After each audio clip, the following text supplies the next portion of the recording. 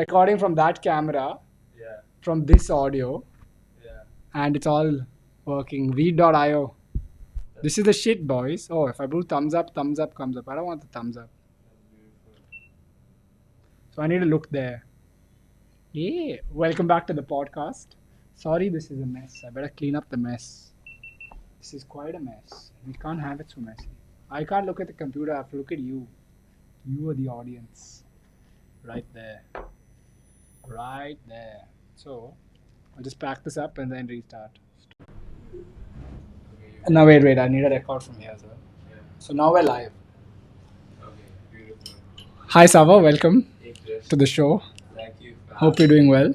I'm doing extremely well. Thank you. Slurp it up. Is there another glass? There's, yeah. Ah. I love how we clicked record and then did that. It's all part of the remember kids. Oh, I need to look here. Remember kids. It's important to stay hydrated. Oh, do you want to move this a little closer to you? Because I feel like I'm okay. Because I'm looking straight at the camera. Yeah.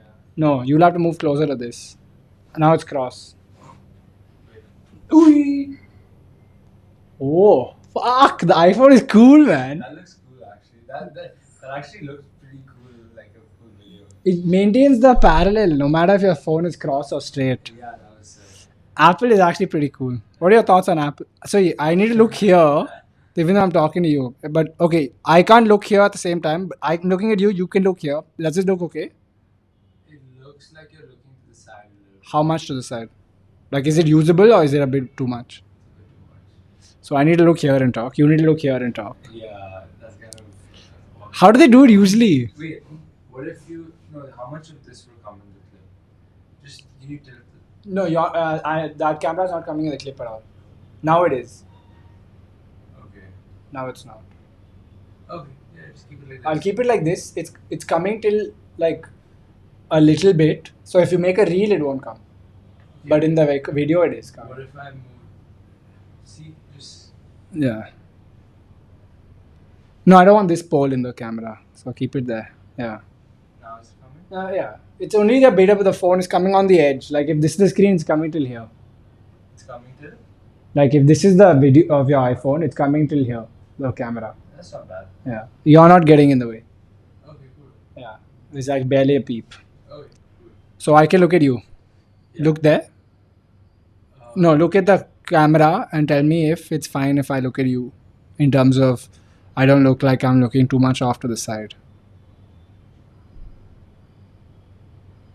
It is a little bit, but I think that's normal For a podcast. Look at Joe Rogan. He's not never looking at the camera. He's looking to the side. Yeah, you're not like giving Yeah, them instructions for the yeah, PS. yeah. Yeah, then I guess it's okay. Yeah, you're not looking directly at the camera. So, how are you doing, my friend? Doing good. How are you? So you got into tweeting, I believe. How's the experience been so far? It's been good. It's been. I always thought of Twitter as embarrassing, which I tweeted. As that makes it less embarrassing. Pause. Sorry. What we should do is let's record you on the GoPro for audio. No, the GoPro audio is bad. No, it's not so bad. But right now, like, let's just The iPhone audio will be good. from here it'll be fine. Yeah, You sure? You need a backup or it's fine? it's fine. Okay. The GoPro is not good audio. anyways. Okay, sorry. Okay, let's. Oops. Time out. Start again. Fuck the Twitter thing. Why? Oh, you don't want to do Twitter? Yeah. Oh, okay, fine. Would Let's get to the meat of things. let's get to the. Okay, fine. As a vegan. Krish, you decided. You told me a very interesting story about how you decided to leave college, which was a huge decision because you loved college and you were at an incredible college in Europe, and it was a very inspiring and interesting journey, which I thought was a great story. So you want to talk a little bit about that? Sure. I might need a few nudges along the way, but Go on. so I'll just give you the whole spiel. So, yeah, the reason I chose the university I chose is that throughout high school I was very interested in learning. I was already sort of vegan by the time, and sort of the vegan was just a tool in terms of I was aware of my responsibility and role in terms of taking specific deliberate action towards broader social situations. And so that was something that I was fortunate enough to realize when I was in school. And so that was something I carried with me. But another part of my personality was I really enjoyed learning.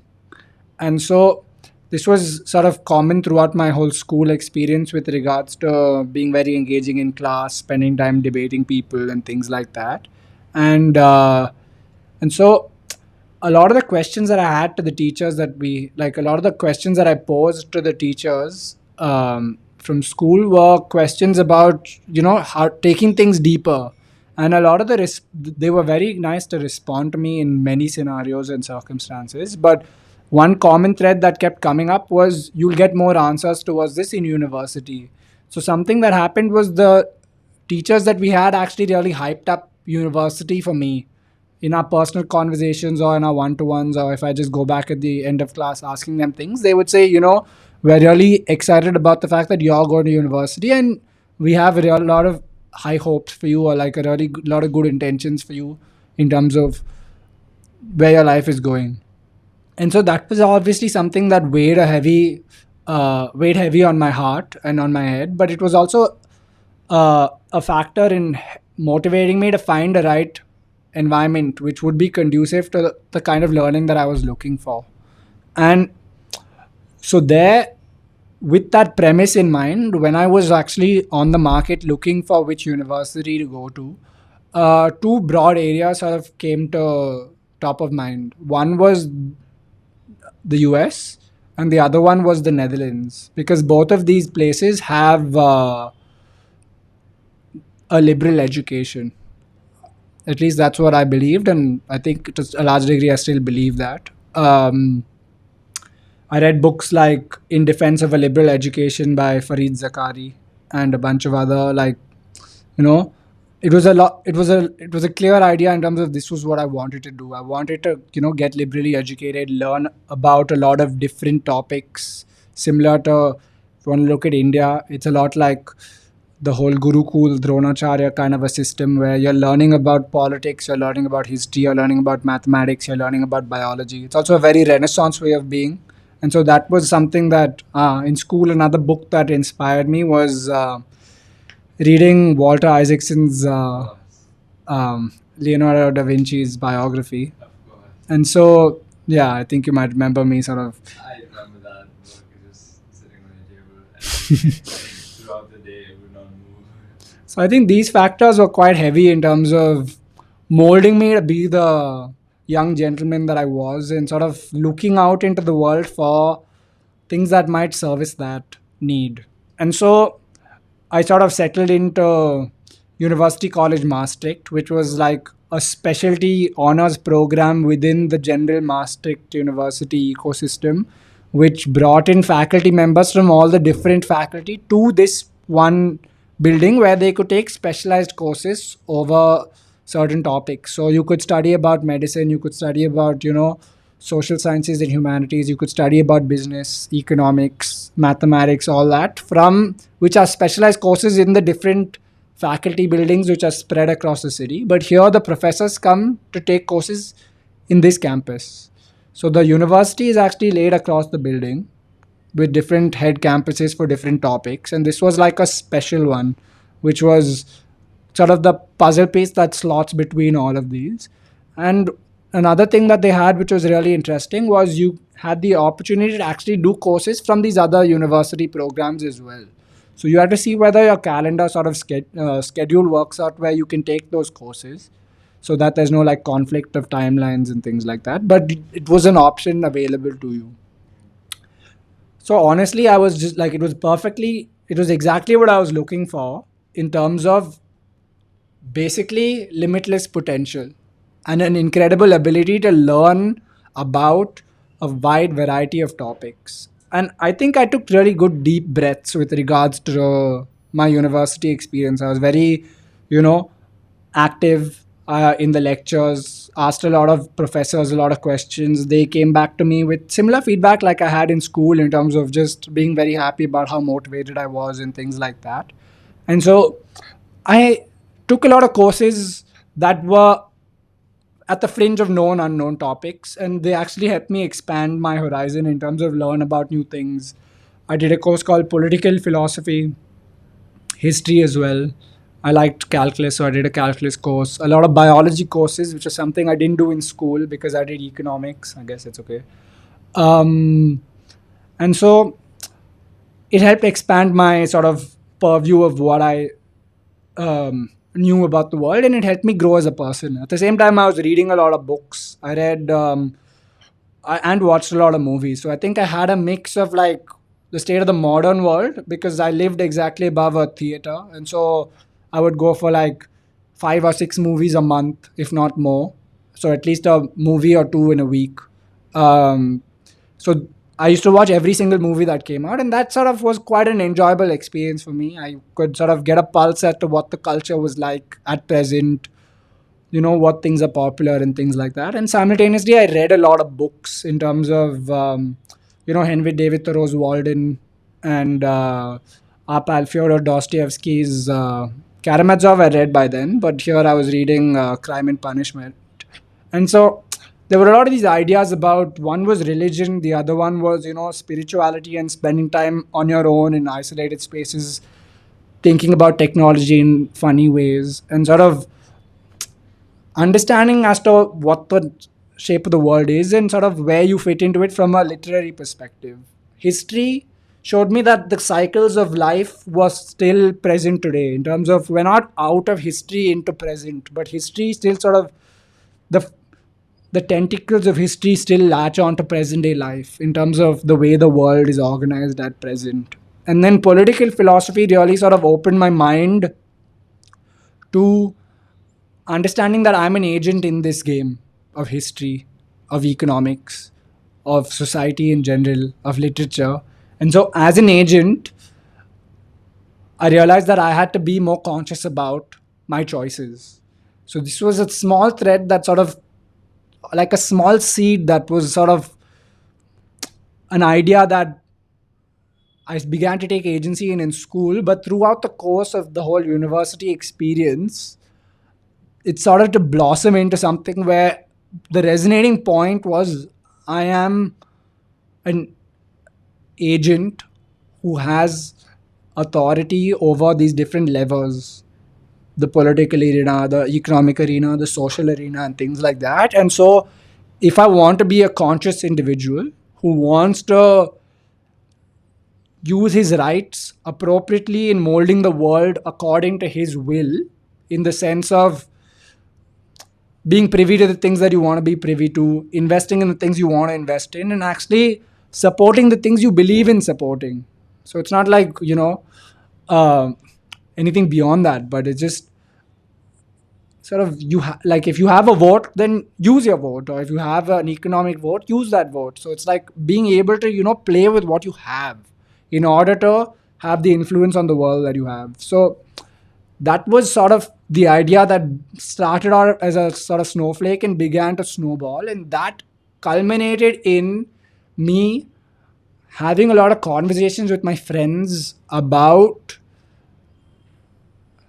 sustenance farming, about, so we had a food co-op in school, in university, which was like a student run non-profit endeavor where we tie up with local farmers and we'd buy the food from them, transport it to our campus, and then distribute it amongst students. So students get organic produce, the farmer gets consistent sales week on week, bi-weekly, bi-monthly, and we just generally thought that it was a nice thing to do. And so these ideas were already in the air. And so then I met a farmer in the Netherlands who was working elsewhere, but also decided to lease about half an acre of land, which was close to the city. He'd farm over there, grow his produce, and then sell it at a local market and things like that. And so that sort of food to table, sort of be conscious about what your impact is, and sort of try to create as small a loop as possible in terms of buying local, understanding where your things come from, being more aware about things. Those were ideas that were in the air already. And so, in light with those ideas, I started to feel like I missed home. And I also started to feel like in economics, when we were in school, we learned a lot about, income inequality, things like that, distribution of wealth, and things like that. And so I started to feel like the fact that I moved out of India and came to the Netherlands, spending a lot of money in the Netherlands that was earned in India and things like that, was actually an act of what's the opposite of distribution of wealth? It's like the accumulation of wealth back from a country which is a third world country or less developed to a country which is more developed. And so some of these ideas, the denucleation of the family, so a lot of these different concepts sort of began to sort of roll around in my head and sort of beckoned onto me the question, Krish, what are you doing with your choices? How in line with your broader beliefs are your own choices? What are you doing with yourself? And what do you aim to be doing with your life? And so, with that sort of question in mind and sort of rolling around in that, I um, wrote an essay on UN food system, no, UN land use, things like that. Like a friend of mine was doing an internship with the UN or something like that, and so they put out an essay writing competition on what's the effect of land use on the in the world and things like that. And so at the same time, I was also thinking about the forests in India, about reforesting and things like that. And so I wrote that article very in line with forests and sort of the need to actually find a way to bridge a harmony between the economic angle of life and the ecological aspect of life, and to see how we can incorporate more forest protection and things like that into our day-to-day activity, or specifically for me. And because I am from Bangalore, and because of the context of my upbringing in Bangalore and things like that, a natural touch point was the hotspot, of which there are one in like there are 8 hotspots in the world, of which the Western Ghats is one, which is in Karnataka predominantly and also Kerala. And so, having grown up in Bangalore, this was an environment which I was always aware of, but never knew the significance of until I actually read about it abroad. And then with all these other ideas, it was like, oh, I should actually take more control and do something about this. And so that's what inspired me to leave the Netherlands and come back to India with the intention of first learning more about the forests in Karnataka and then figuring out what the best means to do something about it would be. So that's what sort of inspired me to make the committal decision of leaving that newly created life behind and coming back almost anew or almost afresh to a place that seems familiar, but with an intention and with an ideology that is very different. Wow. Wait, is you gonna pause it or Ah, is it going? no, it stopped. It stopped. Yeah. How do you know? I just had a feeling. You're a genius, man. Let me delete that because mine was barely any part, Uh-huh. and we'll start a new one so by response we can get Ah, yeah, that's a good idea. right because let me just But how? Don't delete it, no? um, but it was just me looking at you. I'll keep the first part where I spoke Uh, and I'll delete it because most of it I was just looking right. at you. So I'll just so that we have more useful stuff. 16 minutes. 18 minutes. Let's see how long it recorded for. Sorry, I just broke the flow. That's okay. But I just had a feeling it was. How do you know? It just doesn't have much space. Okay, it recorded for 15:52. Ah, perfect. So most of it was there. So keep that. Yeah.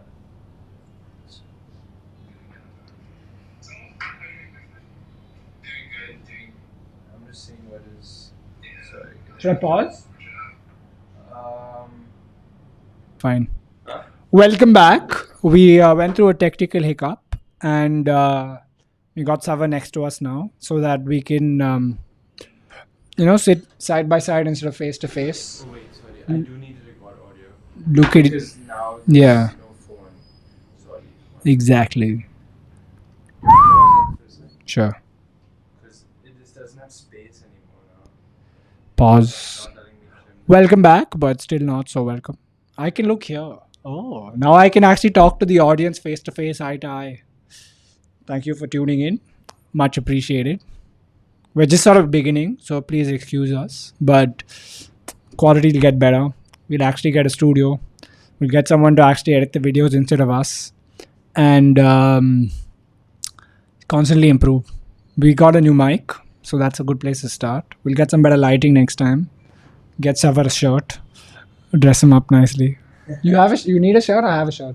I have. Oh, you mean right now? Yeah, right now it's in the car. Oh, right. Resume. Look there, not here. Okay. This is just in the background, so that Look at each other. we can. Yeah. We definitely can. Yeah. So, how are you doing, my friend? I'm doing it. No, I'll pick up from where we left off. Sorry for the continuity error. Yeah. We're back now. Yeah. So yeah, that was sort of why I left and where I began. Right. So the parts that I loved about your story are I feel that I feel that what you said is about like living with intention, and like every decision of ours is actually a choice. Like like where we go to college and whether we decide to spend money there, or what cause we deeply feel driven by, and whether we can have an impact on it. And I didn't know about the Western Ghats either. I didn't know that they were so endangered.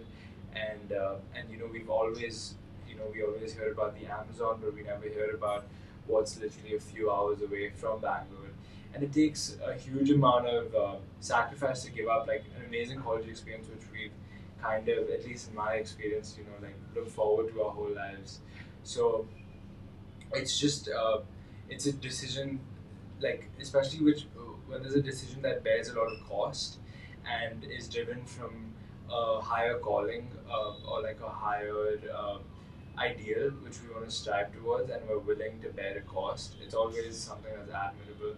And even that also comes from lifestyle choices, like when you said being vegan, which I always wanted to do for many years. And I always said, oh, I'll watch a documentary and then I'll feel really bad and then I'll do it. And instead it was like me baking chicken a lot, which made me go not all the way because I still eat eggs, but like the rest of the way vegan. But still cutting out meat for me was a big part. But yeah, I guess that gave me hope that if we set out an intention to be a certain way or to follow a certain ideal, and we consistently think about it, we may eventually be willing to bear the cost that takes. And I think you had already been on this journey since high school, because you were already trying to live up to your ideals and bear the costs which that involved, including giving up meat, and going all the way vegan all at once in high school. So in a sense, it kind of follows that by the time you were a freshman in university, when people usually are never thinking about like their long term aims in life and not thinking about no one even knows who they are or what they want to be in the world and what they want to contribute. Usually we're thought of as like a proto individual, like not a full person yet, and just like you're thought of in terms of like the investment banker that you're going to become, which you might even subconsciously know will not bring you fulfillment, but you're going to do it anyways. And then you'll do something that you actually care about. At least that was what was going on in my mind. Um, but but yeah, you kind of just broke out of all of that, so I have massive respect for that. And can you speak a little bit more about freedom and like the restoration process and like uh, just that whole journey? Can you talk about that? Because I feel like that's the second part that really intrigues me as well, and I have a lot of respect for. That is still a work in progress. Yeah. And I think with these sort of nature restoration projects, I think um, it's not just about the grand ideas, though they're very important for you to be able to step back and actually take a look at the larger picture. But it's also a lot of struggle with regards to what's actionable right now in the real world. And so that sort of tension is always there in a project like Freedom. And it's still sort of birthing. And so I don't yet know, like, I know what I want it to be, I know what it is, and I have an idea as to how to get there, but I don't yet, um, like, it's still something that will unfold as it will over the course of time. And so I can speak a little about it, but I'd rather let it speak for itself when the time is right. Um, so something that inspired me, and obviously I was very fortunate in terms of being supported by the family to make an investment of this scale and magnitude. But something that inspired me was the words of Valmik Thapar, who is he runs an NGO and he's also worked with the government on Project Tiger. So he's written many books about tigers and things like that. Part of the story that I was telling you earlier was also written by this author. But he has another book called Saving Wild India, which are insights from his NGO and government days as to what can be done for the state of wildlife in India. And so, in that book, which I managed to find at the library when I started on the journey, I sort of went to the library and tried to buy every book I could on wildlife in India and things like that, just to understand as much about the situation as possible. And so, in this book, he writes about large plantations being present in the Western Ghats for coffee and things like that. And so he says that in a space like this, because of the parcels of land that are available and because of the tropical ecosystem, certain private areas can be bought up and can be used as buffer areas between the forested zones and the heavily cultivated areas, so that animal movements can sort of pass through these areas more freely. And so that's one. The other one is there's this initiative which was actually started by I think a New Jersey couple, Indian gentleman, American lady. Um, about 20-25 years ago, they moved to India, and near Coorg, they bought about 50 acres of land. Now, through donations and things, they've accumulated about 350 acres of land. It's called Sanctuary, Save Animals Initiative. And so they are actually the first private sanctuary in India. Uh, and so they also speak about buying up private land and creating more parcels of land which are nature friendly but owned under private individuals. And so I do see a role of government, but I would like to inspire a role here which is more economic driven, which has more involvement of the economic free market forces, or not necessarily free but market forces. And so that was something that, so these two large organizations, one is Mr. Valmik Tapar and the other one is Sai Sanctuary, these guys spoke a lot about buying up parcels in the Western Ghats and actually creating more space for wild animals. And so that was something that I felt inspired to do.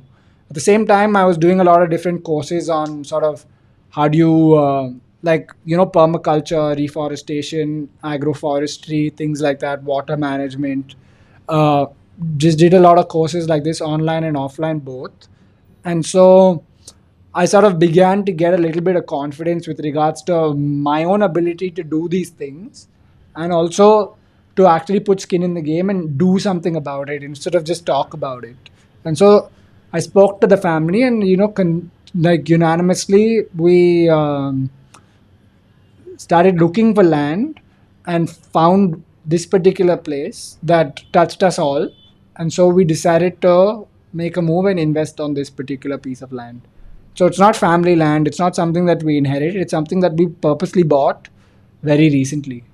And so then we had that piece of land, and then over time, by spending time interviewing the local villagers, by actually understanding the people dynamics of the land, I realized that this was a piece of land that was um, hunters would go onto that piece of land and spend time there because deer could arrive on that area and then they could hunt them there.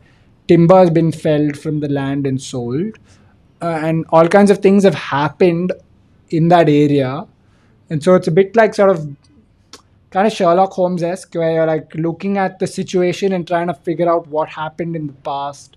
You know, you look at like water lines, you identify like in this dry area, you find an aquatic species of plant. So then we realize that not too long ago, this must have been a lake bed or a pond bed.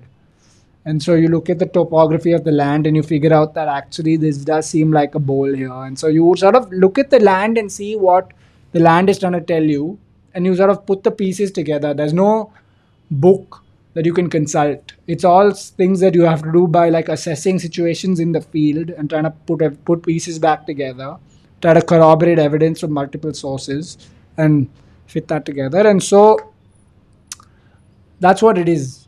We finally, only recently in the past year, which is 4 years after we picked up the land, we're actually hearing deer come back in the land, deer that was once hunted here. And so in 3 years until recently, we've not heard them, but we've started to hear them come back. And so we do see these small tickles of nature coming back in funny ways. It's not enough to write a book about, but it's just something to sort of inspire you as you go along. But this is definitely for the long game.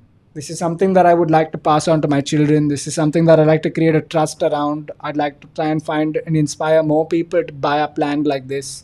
I'm actually working with Sarthak on something similar, a friend of ours. And so this is, if you're working with nature, it's not a short-term game. It needs to be far-sighted. It needs to have a long-term vision. It needs to be something that lives beyond yourself. And this is where I sort of disagree with you in terms of our communication about legacy. Legacy works when you want to do something that's valuable beyond yourself. But I wonder what you think about it. And I want to, give the mic to you and have you speak about your thoughts about the same topic, your personal opinions and things like that, and sort of About legacy. about legacy, about what we discussed, about anything else that's on your mind. Sure. Wait, first let's Krish, you're tilted too much to me. Ah, When you talk to me, oops. you're like fully you're like the video will just be you like Looking sideways. Yeah, Okay, so so- it needs to be three. Yeah, I didn't want to cut you flow Ah. what you were saying, but you're like a little too sideways. So, Is it okay now? yeah, when you look at me, I guess. Should I look there? No, that looks weird because we're in the same shot, but I don't know how to avoid it. Just move your chair a little bit more, like that, I guess. Like yeah, this? Yeah, yeah. That's But fine. now it's fine. Actually, what if you did the other way? The other way. Turn the chair this way. Yeah, the other way. That's yeah. weird. Actually, that wouldn't work either. Yeah. Uh, Yeah, actually, the other. Yeah. Maybe that's. Yeah. And maybe wait, move up a little bit so we're both like equidistant in the shot. Just like, yeah, a little closer, a little back. I can't go back. No, like. Yeah. Yeah, I think that's. Okay, cool.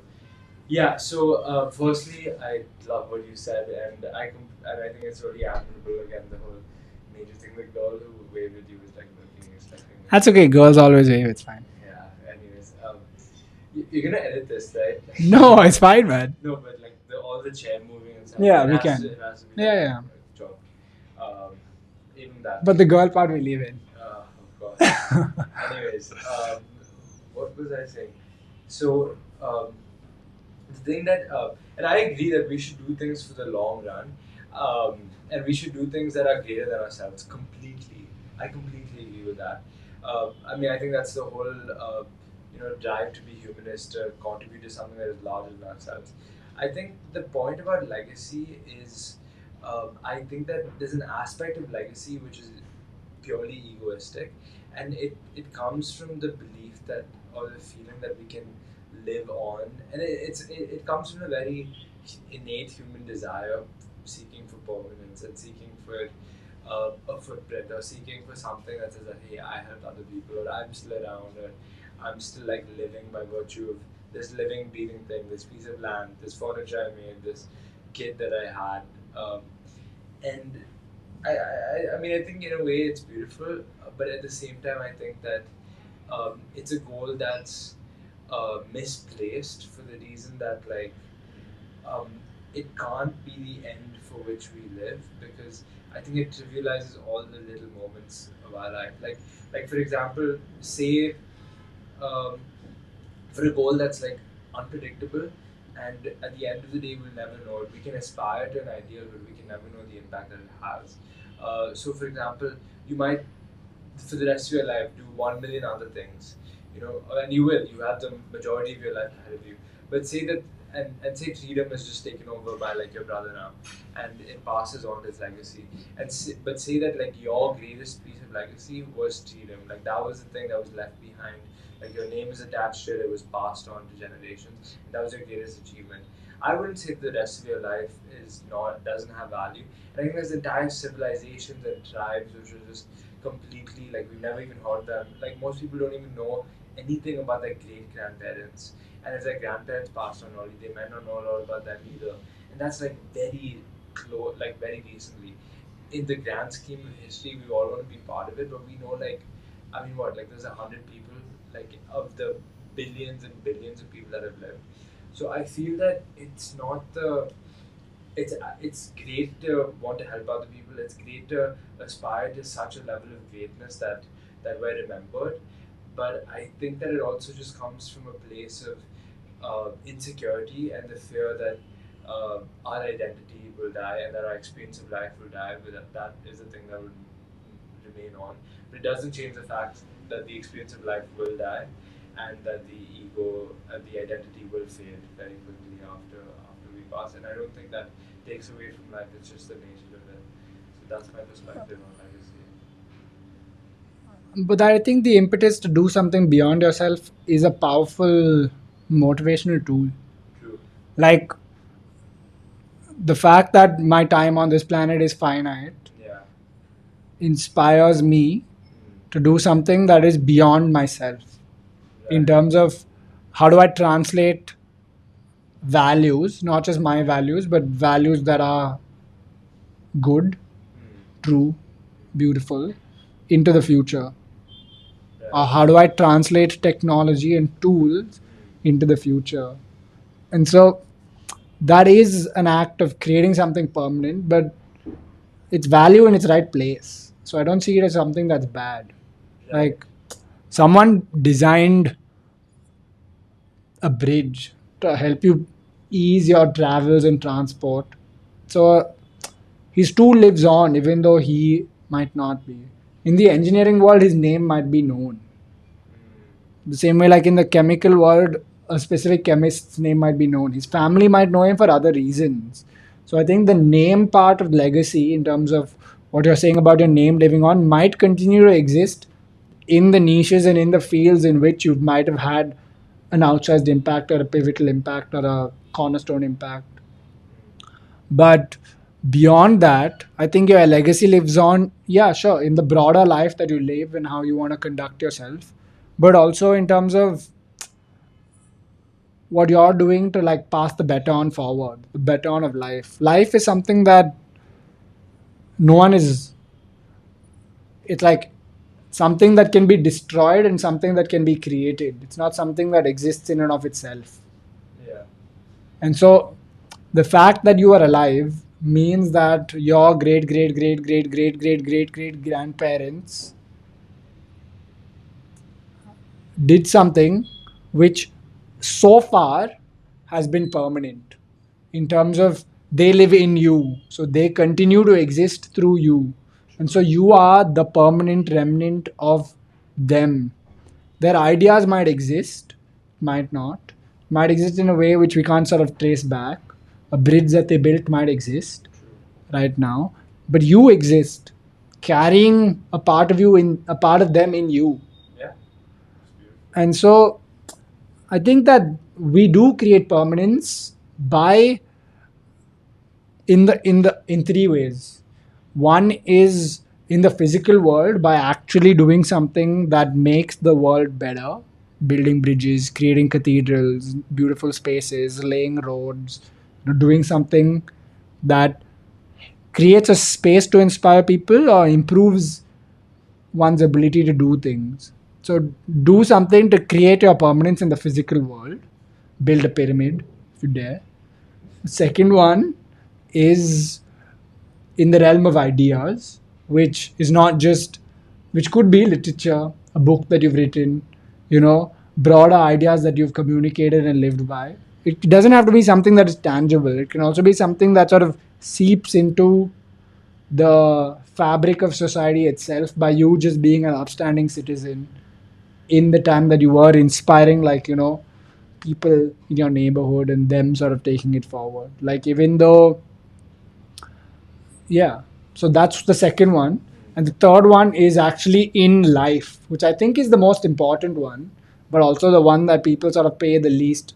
Uh, I think off late people spend the least amount of energy thinking about, but I think by actually creating, I was going to say manufacturing, but in actually creating new life, you're also sort of putting death at bay, and you're sort of keeping the fire of life going on.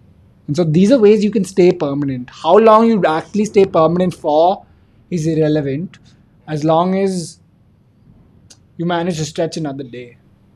It's like create something so that tomorrow is better. And it's like just focus on, take it a day at a time, and sort of let that sort of carry its momentum as it is. Yeah. Ah, that's okay. Oops. Yeah. Still recording. Okay. Yay! Welcome back. Yeah, that's actually. What do you think about that? No, that's very beautiful. I agree. I think that there are lasting ways to make impact, and I think that we should strive to make impact that lasts beyond us and to work on things that are bigger than ourselves. I mean, that's essentially what everyone, in a sense, is doing. No. If yeah, I mean, in most ways, like maybe not literally everyone, but most people are working part of an organization that is bigger than themselves, or we're depending on systems that are bigger than us, or we're contributing to something that is. We may not think of it that way, and maybe in every case it is not that way. But in a sense, we're contributing to an ideal. I mean, depends on how we think of it. We might see a job as a means to an end, and as just servicing ourselves, even if the job that we are doing is part of a larger system. But that's a different nuance. My point in saying, my larger point, and responding to what you said, I think I agree with that. I think that by virtue of like propagating life or like having ancestors that come beneath, that that follow from your bloodline, that is a way of legacy. And I think that like creating work that in the world, that is also legacy. And what was the third one? Having kids, Having kids. No, I said that. Having kids, creating work, and sharing ideas. sharing ideas. So okay, so one is physical work and one is intellectual work. Yeah. Right. Yeah, no, and I think that is great because even now in this day, like when you're creating work and you're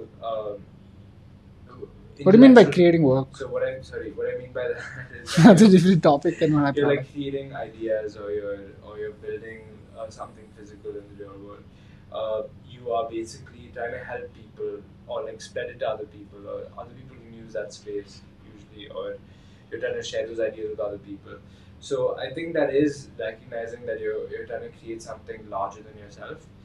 I think, and ideally, if you're ambitious enough, you might think that those will last beyond your death. So that's what the idea of legacy is. I think the thing that the problem I have with the idea of legacy and why it's so overblown in my mind is that we begin to see life as a means to an end rather than as an end in itself. Like this whole thing becomes about being remembered, so that my name was put somewhere, and I feel like it's conflating our life with our name, or conflating our importance uh, with our ego, or the purpose of life as as serving that identity and feeling, because we then feel that we will feel more important and valued because of it, as if in a way I have this idea that we're like justifying our existence. Um, and it roots from a place of I think that feeling, that specific feeling roots from a place of insecurity about the self and our own value, and that's how we justify it, which is a paradox because we won't be there when your legacy is left on, right? You die, and then from that day onwards you don't know if a single person remembers your name, and the whole world is blown up. or like all the people, the famous people who live. They I don't think it's so that is one. Um, that that you're kind of like doing it from that place, and the other is to feel that your conscious experience lives on, which again it doesn't. So I don't think that it's mutually exclusive to aspire to something great, to want to create a lasting impact in the world, but to also, I guess, at the same time, not think that that is necessarily the highest aim of life. I think that the highest aim of life is the experience of life, and within that, what may be the most fulfilling thing in life is working on goals which are larger than ourselves, larger than us, ourselves, uh, but constantly predicating this idea. What ends up happening is we become attached to the idea of legacy and start predicating our happiness, peace, security of ourselves, and validation of our existence from the idea that my name will live on, or like my son or daughter will have like my last name, or this place will be named me. But I think that those are like somewhat shallow goals because they will be forgotten and they will be very brief, and your kids might not know anything about you if you're not around. You are you should still do all those things. You should have kids to propagate life. You should, if that's what you want, you should create some lasting impact in the world. But but I don't think we should be attached to this idea of legacy or find such deep meaning in it that we begin to minimize the fact that at the end of the day, no one will know what it's like to live our experience of life. No one will remember what it is like because no one might even know what it is like today. We will soon be forgotten, like the vast majority of the billions of humans that have lived. Um, but that doesn't mean we shouldn't try to create an impact. It's just like the fact that I might know that I can never just create world peace, but I might still dedicate my whole life to working towards it. The difference is that my internal state of peace or my security, my validation doesn't come from the fact that I have helped X number of people, because it's a never ending thing, right? Like there's always, just like there's just like there's always more number of people to be helped, um, and so there might always be a bigger legacy that I could leave, or longer that I could stay around. It's all arbitrary, and there's no endpoint. So, our in a sense, what I'm trying to say is that our peace or our happiness shouldn't be predicated on that goal, because it is an unachievable goal. It is very unlikely that we will achieve it, and even if we were to achieve it, we wouldn't be around to experience it. So it can't be the base of our peace, even though it's an ideal we should aspire to. I think what you're saying is, and correct me if I'm wrong, is broadly, I think we're saying the same thing. Yeah, I think you're just talking and cautioning us about the pathology yeah, of pursuing something beyond yourself, um, with the wrong intention behind it. correct. And so you're saying that it's a good thing to do, but just don't do it maliciously. Don't do it with the idea of, I just want to do this for fame. Do Yeah, this for the idea of, I want to do this because it's my means to actually, not, as you said, uh, a means to an end, but as a means to continue life. right, Like, if you're saying that, it's a means to an end in terms of my life ends, and the means by which I'm creating the legacy is so that at the end of my life, things live on beyond me. right, Instead of that, what if you see it as a means to actually live on beyond your life, but in a good way, by actually creating an impact that is helpful? right, So if you do it in a way which is just like, if you graffiti your name on a wall, it's going to be polished off. But if you actually do something so awesome that people will be happy to put your name on their wall, then that's a different game altogether, right? right. So I agree with the first part, but I disagree with two points. I disagree with the fact that your name will necessarily live on. It may live on for maybe one generation, maybe two. It's more than the That'd be name. The great. name doesn't matter. Or but even the impact that you necessarily have, maybe it'll last a few generations. But I don't know. When I was a kid, I would think about like, oh my god, what if the world just blows up at the end of the day? Like, because we've been imbued with the fear of global warming our whole lives, right? I was like, what am I studying and doing all of this for if the world is not going to collapse? Like, why should I do it? And then I just thought about it and I was like, you have to just you have to do it regardless, right? Regardless of that idea, and and I feel that it's unlikely that like we will stay on, and I think that our conscious experience of life will inevitably end. So that's what I think we think that maybe that's our way of living on, but it doesn't change the fact that our conscious experience of life ends. Our conscious experience of life will never be remembered. It'll never be experienced again. It's That's something only that bothers you. what bothers me. This, the fact that you will die No, it and doesn't be bother. forgotten. No, it doesn't bother me. Why not? Um, that's a good question.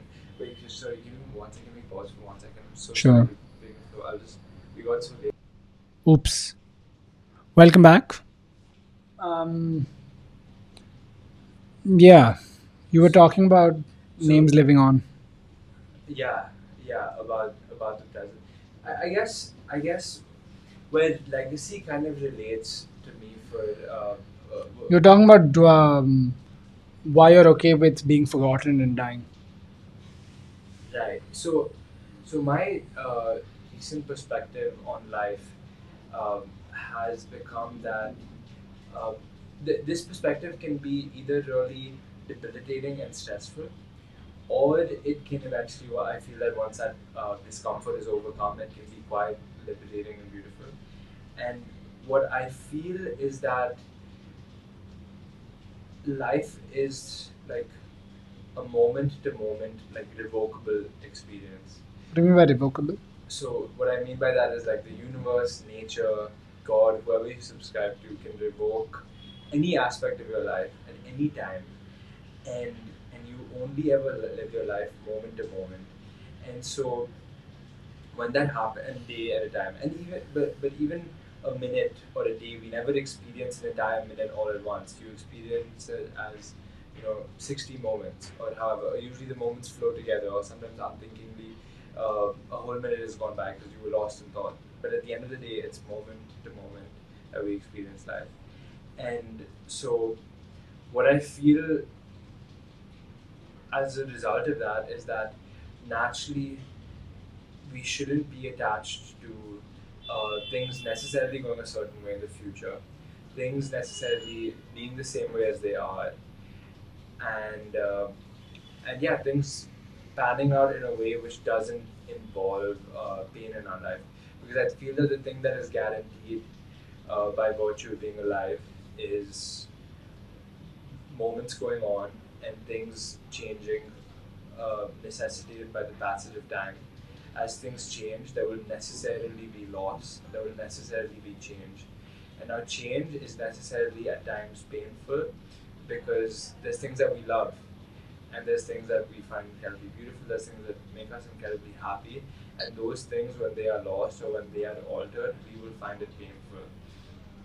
And I think a lot of that pain comes from when that loss is unexpected, because you never know when it's coming, and it comes from the fact that sometimes we feel entitled to someone living longer, or a relationship lasting longer, or an experience lasting longer, or something in the future working out in the way that we wanted it to, and and suddenly your whole life changes when someone close to you dies, or when something happens and everything is suddenly reframed, or you're met with suddenly like an incredible pain, or a profound disease, and suddenly like everything that you once took for granted becomes extremely valuable. And it's not to say that in every single moment we should be fearful, absolutely not.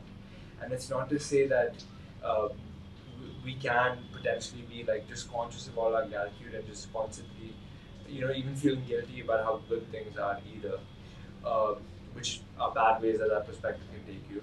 The point is to say that like we should almost live like potentially in a Buddhist way with the somewhat uh, appreciation for what we have as the imperfect present, which has a miracle of existence, and as each moment continues, each moment is revocable, and as we take that in deeper and deeper, that each moment is revocable. Any of the privileges that you have is revocable. Your clear nose privileges are revocable, and you have a stuffy nose, and then all you think about is you want a clear nose, or like your back starts hurting, and that's the biggest problem in the world.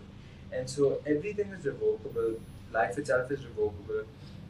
And so when we just focus on living moment to moment, planning for the future without attachment to that outcome, planning for our legacy, living for that outcome, uh, but without entitlement to anything, because truly we are entitled to nothing in a sense. We can work with our best outcome, and the odds are that if you work diligently, if you are an intelligent person, if you are kind to other people, you will have good outcomes and you have foresight and vision.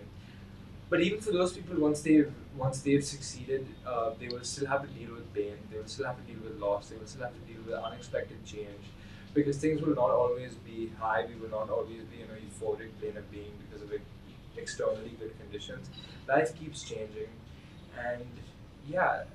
So from moment to moment, we are unattached to anything else that is, and just I think that expands to legacy too, because it's something that we inherently don't have control over, and and that in a way is just like life. But I feel that with legacy it's even less, and that's after the conscious experience ends.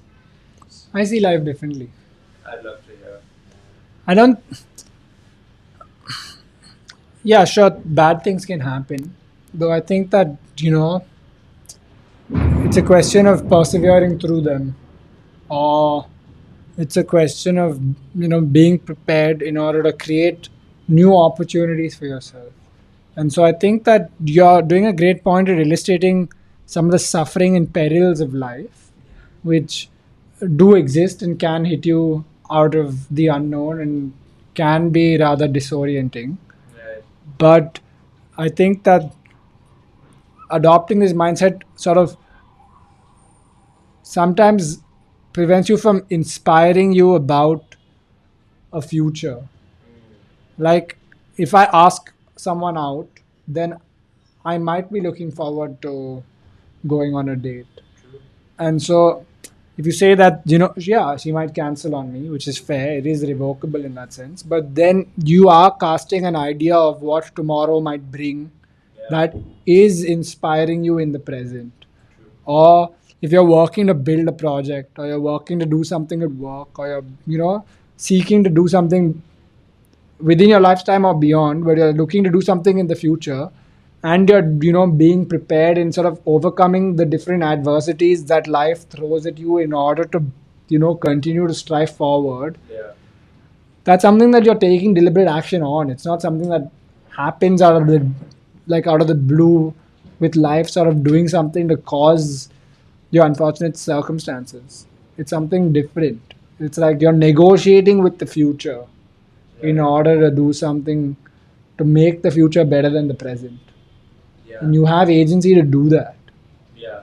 which is different from the past, Yeah. sure, but you do have that in the future.